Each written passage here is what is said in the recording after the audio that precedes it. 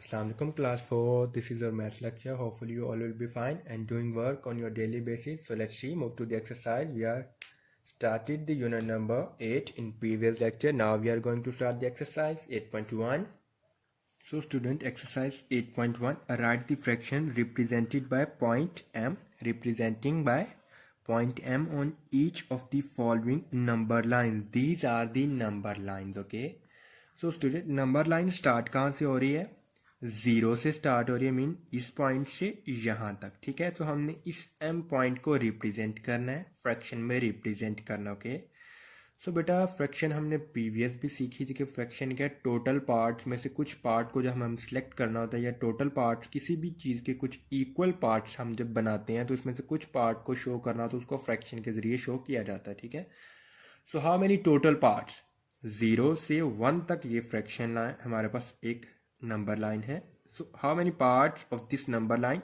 0 to 1, 1 part, 2 part, 3 part, 4 part and 5 parts. How many parts are? 5. So total parts को लिखेंगे बेटा denominator में. ठीक है. And how many, and what is the point m? 1 and 2 parts mean second वाले part पे point m है, तो हमने इस पॉइंट m को शो करेंगे. सो उस पॉइंट को न्यूमरेटर में हमेशा लिखेंगे. So this is the fraction for the a part. And same as it is c 1 2, sorry यहाँ से 0 से 1 तक नंबर लाइन है, तो यहाँ पे 1, यहाँ तक 1 2 3 4 5, okay, 6 and 7. How many? 7. This is the a answer and this is the b. How many total parts are? 7 parts. What is the point m? 1 2 3 4 5 6. So student, remember one thing, you have also count for the point m from the left side, from the starting point of the number line. Okay, so number line started from the 0.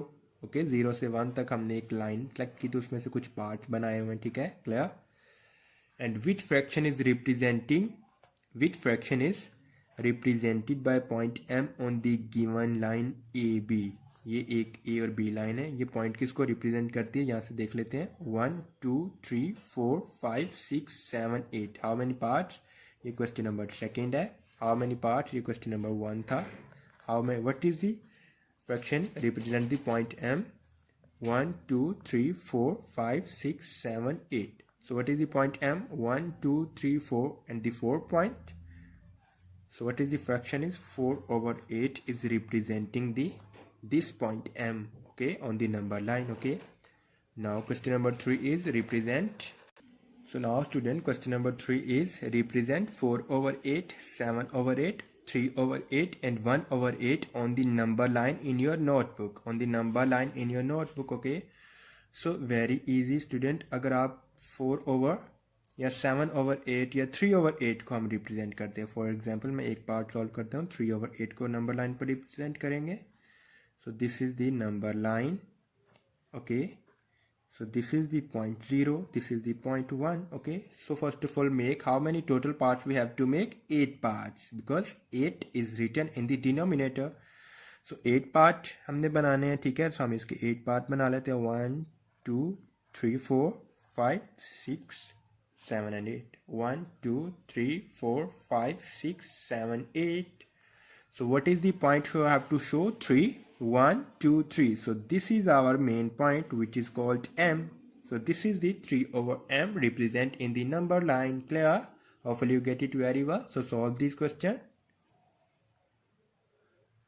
So student, question number exercise 8.2, reduce the fraction to their lowest terms. To their lowest terms. Okay, हमने इनको reduce करना है किस पे? Lowest terms. तो part A है 15 over 36. तो बेटा लोवेस्ट टर्म में कैसे कन्वर्ट कर सकते हैं? लोवेस्ट टर्म में तभी कन्वर्ट कर सकते हैं student, if we have a number that is the factor of both numerator and the denominator, then the fraction can be converted into the lowest form. lowest form में बेटा कैसे convert किया जा सकता है? हम इसको रिड्यूस लिख दें, रिड्यूस करके लिख देना. 15 को भी किसी लेस नंबर में लिख दें और 36 को भी लेस नंबर में. ये तभी मुमकिन है बेटा अगर हमारे पास एक ऐसा नंबर मौजूद हो जो सेम एक ही टाइम पे साइमल्टेनियसली न्यूमरेटर और डिनोमिनेटर को डिवाइड करता हो, उसका फैक्टर हो। तो कौन सा नंबर ऐसा है, अगर कोई नंबर है जो दोनों को डिवाइड करता है तो हम इसको लोवेस्ट फॉर्म में कन्वर्ट कर सकते हैं।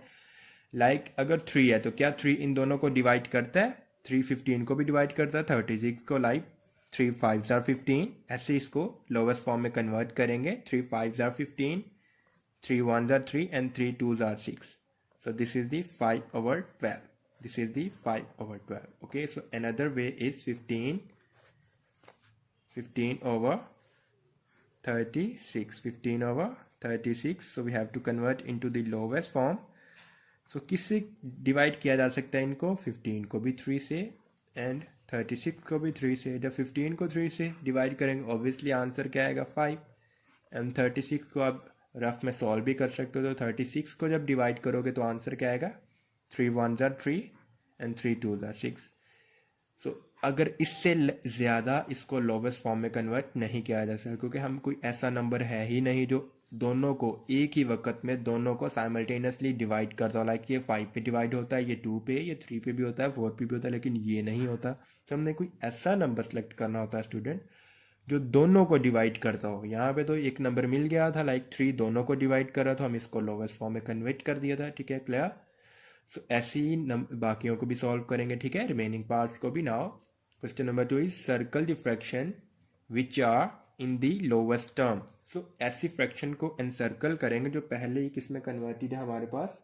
लोवेस्ट टर्म में कन्वर्टेड है। किस में कन्वर्टेड है हमारे पास बेटा? लोवेस्ट टर्म में कन्वर्टेड है। ठीक है, सो बेटा देखिए फर्स्ट ऑफ ऑल 2 over 12। सो बेटा यहाँ पे अगर देखें तो 2 एक ऐसा नंबर है जो न्यूमरेटर को भी डिवाइड कर सकता है, डिनोमिनेटर को भी।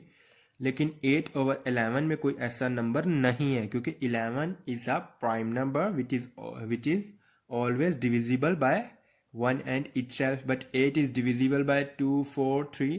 ये दोनों किसी एक नंबर पर डिवाइड नहीं हो सकते। So encircle this term, this is can be converted, this fraction can be converted into the lowest term because beta 6 और 24 दोनों 2 पे भी डिवाइड हो सकते हैं, 3 पे भी डिवाइड हो सकते हैं।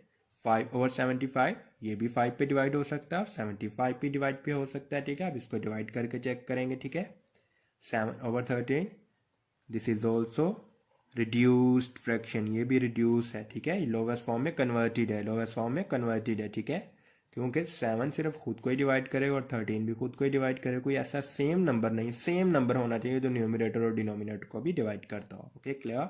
सो solve the remaining part. Thank you.